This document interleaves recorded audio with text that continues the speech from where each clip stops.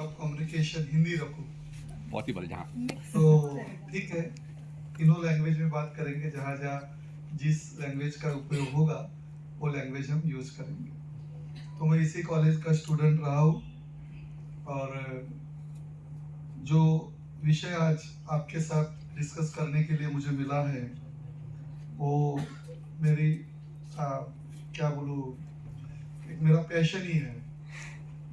शायद मैं उसी चीज के लिए बना हूँ, ये मैं बार बार सोचता था, फील भी करता था। तो इसी कॉलेज के लिए मैंने बहुत सारे डिबेट प्राइज भी लाया, स्टेट लेवल से लेके हर Vidarbha level, district level, inter collegiate, university level, बहुत सारे। मैं 2 साल पढ़ा इस कॉलेज में, तो 2 साल में ज़्यादातर बाहर ही घूमता था कंपटीशन के लिए, यहाँ बहुत कम रहता था। बावजूद उसके मैं इसी कॉलेज का गोल्ड मेडल लिस्ट भी रहा हूँ, यूनिवर्सिटी रिप्रेजेंटेटिव रहने का भी मौका मिला। दोस्तों, ये सारी चीजें जिस वजह से मिली, उस चीज का नाम है मेरी जो लोकेशन की स्किल है, मेरी जो बोलने की स्टाइल है, उसी वजह से ये सारी चीजें मुझे मिली है। चाहे मैं फिर यूआर बना हूँ या फिर अभी मैं सीनेट मेंबर हूँ, संभाजी ब्रिगेड का डिस्ट्रिक्ट प्रेसिडेंट हूँ, जो कुछ भी हो, व्हाटएवर, वो सभी चीजें मिली है मुझे मेरे पास जो एक स्किल है बोलने की, उस बोलने की कला के वजह से मैं आज आपके सामने हूँ। अदरवाइज एजुकेशन में सबसे बड़ी डिग्री है पीएचडी, वो भी मेरे पास है, तो उसका मुझे महीना 30,000 रुपये पगार मिलता है। ठीक है, यानी कि मेरा एजुकेशन डिग्री का रिटर्न मुझे मिलता है। मैं नेट हूँ, पीएचडी हूँ, डिलीट के लिए रिसर्च भी कर रहा हूँ पुष्पाचार्य सर के साथ, जो परसों के दिन आपके यहाँ पे आके गए, वो मेरे गाइड है। तो उसका मुझे 30,000 रुपये मिलता है। मैं ये सेशन स्टार्ट करने के पहले ये आपको चीज इसलिए मैं शेयर कर रहा हूँ कि आपको इसका महत्व समझ में आए। और जो कला है मेरे पास, जो मेरे पास ज्ञान है, उसका मुझे 30,000 रुपये मिलता है, और जो कला है उसका मुझे मोर देन 1 लाख रुपीज मैं हर महीना कमाता हूँ। तो बोलने की कला बहुत ज्यादा इम्पोर्टेंट है, ठीक है, और वो आप में डेवलप हो, ऐसा किशोर सर और आपके सारे टीचर्स चाहते हैं। तो आज हम डिस्कस करेंगे एक बोलने की एक जो स्किल है, उसका एक छोटा सा पार्ट है, उसका नाम डिबेट है। लेकिन हम डायरेक्ट डिबेट पे नहीं जाएंगे, हम थोड़ा स्टार्ट करेंगे कि एक्चुअली ये है क्या, बोलने की कला क्या होती है, कैसे इसको कैसे बोला जाता है। क्योंकि बहुत सारे कंफ्यूजन्स है, लोग ऐसे कहते हैं कि डेयरिंग है तो सब कुछ होए। डेयरिंग रहना एक बहुत अलग बात है। गांव में, शहर में, कोई गली मोहल्ले में, या फिर अपने प्रीमाइसेस में भी अभी झगड़े कम हो गए। हमारे टाइम पे बहुत झगड़े रहते थे, हम क्लास से निकले कि 2-4 तो झगड़े अटेंड करते ही थे। ठीक है, तो वो भी लोग झगड़ते हैं, जोर जोर से चिल्लाते हैं, गाली देते हैं, तो डेयरिंग तो उनके पास भी होती है। लेकिन सेम स्टूडेंट को या सेम पर्सनालिटी को इधर आके खड़ा करके अगर बोले कि चलो यार कुछ नहीं, आधा घंटा गाली दे दो, तो भी नहीं वो दे पाता। ठीक है, तो ये अलग चीज है। It's arts and science also, दोनों है। ये एक शास्त्र भी है और कला भी है। ठीक है, तो इसको हम सीख सकते हैं, डेवलप कर सकते हैं। दूसरी एक चीज है जो अपने दिमाग से सब लोगों ने निकाल देना चाहिए कि ये गॉड गिफ्ट है या फिर बाय बर्थ आता है। ठीक है, बाय बर्थ आता है, कुछ चीजें आती है। मेरे पिताजी बहुत अच्छे वक्ता थे, गांव के उप सरपंच थे, तो जावा भाषण करते थे, तो कुछ चीजें उनसे आई है। लेकिन मैं जब 6वीं में था तो बहुत सारी चीजें मेरे पिताजी ने मुझे सिखाई भी है कि बोलना कैसा है, कहाँ पहुंच लेना है, टोन कैसा होना चाहिए, आपका ग्रेड क्या होना चाहिए बोलने का, किसके साथ आप बोल रहे हैं, ये सारी चीजें। तो मैं ऐसा भी कह सकता हूँ कि कुछ चीजें बाय बर्थ आ भी जाती है, नहीं ऐसा नहीं, लेकिन बहुत सारी चीजें आपको सीखनी पड़ती है। तो ये जो आपको सीखने की जो चीज है, इसलिए ये दिमाग से मत सबने निकाल देना कि ये कुछ गॉड गिफ्टेड चीजें बहुत सारे लोगों में से एक लोगों को रहती है। संस्कृत में ऐसे कहते हैं, हम भी सुनते थे, इसी कॉलेज में सुनते थे कि एक श्लोक हुआ करता था संस्कृत में, शतेषु शूराः सहस्रेषु जायते वक्ता दश सहस्रेषु दाता भवति वानवा। इसका मतलब ये होता है कि 100 लोगों में एक शूर होता है, 1000 में एक पंडित होता है, यानी कि विद्वान होता है, और 10,000 में एक वक्ता होता है।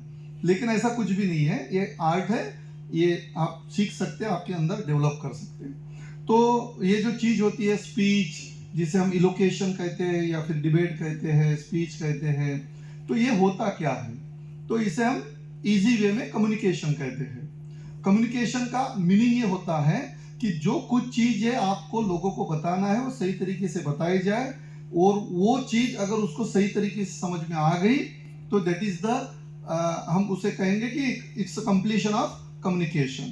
ठीक है, तो कोई भी चीज से हम बता सकते हैं, नॉट नेसेसरी कि आपको भाषा ही आनी चाहिए। बहुत सारी चीजें कम्युनिकेशन में, तो भाषा के भी पहले आता है बॉडी लैंग्वेज।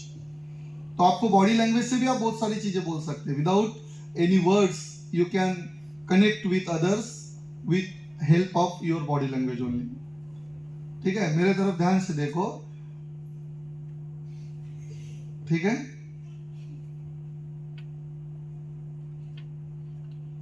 समझ में तो आ रहा है ना आपको? कुछ उठना है, बैठना है, जाना है, तो यहाँ पे वर्ड की जरूरत नहीं है। ठीक है, माँ से बच्चा पहली बार जो बोलता है वो बॉडी लैंग्वेज के थ्रू बोलता है। छोटा बच्चा है, आप कभी प्रयोग कर लीजिए, बाहर जाके कोई भी छोटा बच्चा किसी के भी कंधे पे है, उसको देख के आप स्माइल दे दो तो दूर तक जाके आपको देखते रहता है, और उसके ऊपर गुस्सा हो जाओ, वो मुंह फेर लेता है, देखता भी नहीं आपके तरफ। तो स्माइल उसको कनेक्ट करती है, उसको लगता है अपनी जात वाला है, क्योंकि छोटा बच्चा हंसते रहता है, वो किसी भी गुस्सा नहीं होता।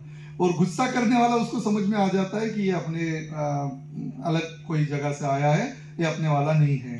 तो ये बॉडी लैंग्वेज का भी एक इंपॉर्टेंट होता है। ठीक है, तो ये जो कम्युनिकेशन प्रोसेस है, इस कम्युनिकेशन प्रोसेस में से एक छोटा सा पार्ट है, उसे हम भाषण कला कहते हैं, उसे हम स्पीच कहते हैं। ठीक है, तो ये भाषण के भी अलग अलग प्रकार है, उस प्रकार को थोड़ा आप समझ लो, तो फिर अपन डिबेट की तरफ जाएंगे।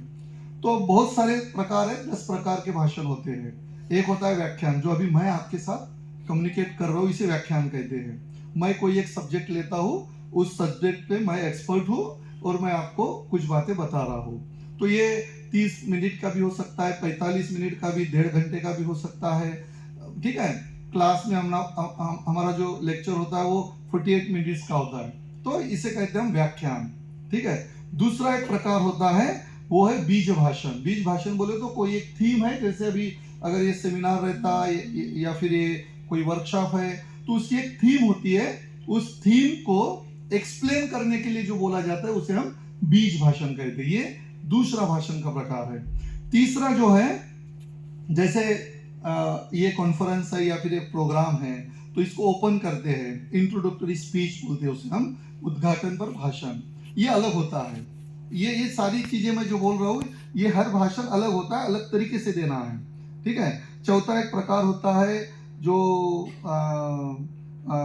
जैसे अभी मैडम ने मेरा इंट्रोडक्शन दिया, तो प्रोग्राम का भी एक इंट्रोडक्शन होता है, उसको हम इंट्रोडक्टरी स्पीच बोलते हैं, प्रास्ताविक करके बोलते हैं। तो ये अलग होता है, उसका एक अलग मायमा है, उसमें क्या बोलना है वो भी अलग चीज है। ठीक है, तो उसके बाद में होता है पांचवा एक मनोगत बोलते हैं हम लोग। तो बहुत सारे लोगों को मनोगत और भाषण में फर्क नहीं समझ में आता। जैसे प्रास्ताविक कर रहे कोई, तो उन्होंने क्या करना चाहिए, उन्होंने वक्ता क्या बोलने वाला है उस पर नहीं बोलना है उनको यही बोलना है कि ये प्रोग्राम किस लिए बना है, इस प्रोग्राम का सीक्वेंस क्या होगा, इस प्रोग्राम में क्या होने वाला है, किस लिए रखा गया, इसका उद्देश्य क्या है, बस इतना ही बोलना है। तो दैट इज द प्रास्ताविक। नहीं तो बहुत सारे लोग क्या करते हैं, जो विषय है उस पर ही बोल देते हैं कि डिबेट ऐसी होना, डिबेट वैसी होना। उसके लिए तो मैं हूँ, उसके लिए तो आपने गेस्ट को बुलाया, स्पीकर को बुलाया है। ठीक है, तो वो बोलेगा, आपको बोलना है कि व्हाट इज गोइंग ऑन, ये प्रोग्राम में क्या होने वाला है, उसको आपके सामने रखना है। ठीक है, तो व्याख्यान जो है तो मैं वो कर रहा हूँ। तो उसके बाद में उद्घाटन जो होता है, उद्घाटन भाषण में भी वैसा ही है, थोड़ा सा आप विषय को लेके बोलिए, और एक 2 4 5 10 मिनट में वो खत्म कीजिए। बहुत लंबा भाषण नहीं होना उद्घाटन का भी, उसको थीम को सिर्फ आपको ओपन करना रहता है, बाकी तो करने वाले बहुत सारे वक्तागण वहां पे मौजूद रहते हैं। तो ये उसके बाद में मनोगत जो रहता है ना, इसमें शब्द में ही उसका अर्थ छिपा हुआ है। आपको आपके मन के अंदर क्या चल रहा है वो लोगों के सामने रखना है। तो लोग बहुत बार, जैसे अभी मेरा ये सेशन कंप्लीट हो जाएगा तो शायद सर या मैडम आपको बोल देंगे कि इस सेशन के बारे में आपका मनोगत रखिए। तो आपने क्या रखना है, क्या बोलना है कि हमने आज क्या सीखा है, हमको इसमें से कितनी चीजें मालूम थी, कितनी चीजें मालूम नहीं थी, हमारे अंदर इस सेमिनार के बाद क्या ऐड हुआ है, आपको कैसे लगता है अब। तो वो हो गया आपका मनोगत, ठीक है। तो ये चीज आपको रखनी होती है। उसके बाद में होता है एक भाषण शोक संवेदना।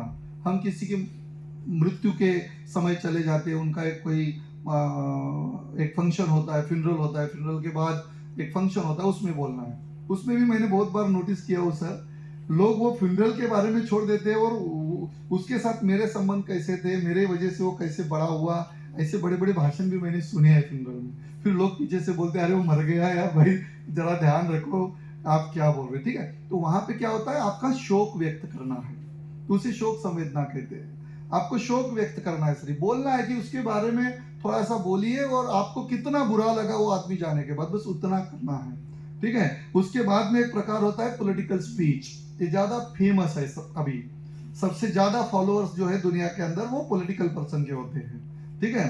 तो पॉलिटिकल स्पीच अलग अलग तरीके से होती है, दो प्रकार की होती है। एक नेगेटिव पॉलिटिकल स्पीच जिसमें विरोधियों के बारे में भला बुरा कहने का काम रहता है उनका, और एक रहता है पॉजिटिव या कंस्ट्रक्टिव पॉलिटिकल स्पीच। उसमें आपको एजेंडा आपका देना होता है कि हम लोग क्या करने वाले हैं, ठीक है। इन्होंने नहीं तो ये तो ऐसे है, वो तो वैसे है, ये पार्टी वाले ऐसे, ये जो निगेटिव हो गया, वो तो दोनों प्रकार के होते, दोनों प्रकार के मिक्सअप करके भाषण करते हैं बहुत सारे लोग। और लोगों को अलग अलग चीजें पसंद रहती है। जैसे राज ठाकरे का अगर भाषण सुनने जाते हैं आप लोग, तो वो अगर कंस्ट्रक्टिव स्पीच देगा तो कोई नहीं जाएगा, वो निगेटिव स्पीच देते हैं। क्यों देते हैं, तो मिमिक्री करते हैं, लोगों पे ताने ओढ़ते हैं, तो लोगों को लगता है कि अरे यार बहुत बढ़िया है।